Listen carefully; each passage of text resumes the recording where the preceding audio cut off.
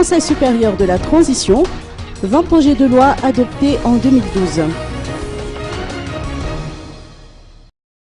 En cette fin d'année, l'heure est au bilan et le Conseil supérieur de la transition ne veut pas déroger à la règle.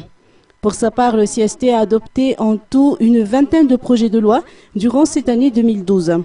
Au titre des sessions, le CST a tenu 2 sessions ordinaires et 5 sessions extraordinaires.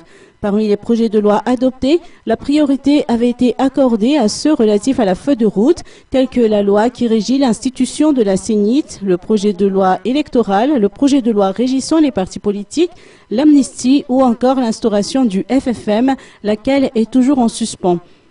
De même, le projet de loi relatif à l'instauration de la Cour électorale spéciale auprès de la Haute Cour constitutionnelle, le projet de loi relatif à l'élection présidentielle de la 4e République, le projet de loi relatif aux législatives ou encore le projet de loi relatif à l'opposition et aux partis opposants ont été examinés puis adoptés auprès du CST durant cette année 2012.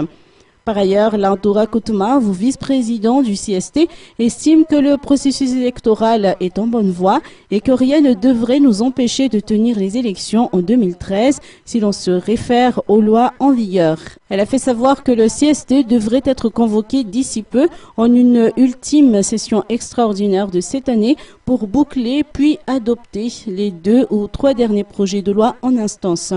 Ce bilan du CST a été présenté aujourd'hui durant une séance de réunion qui s'est tenue dans la commune d'Ankarobat, à laquelle ont été conviés les parlementaires CST issus d'Atsimja.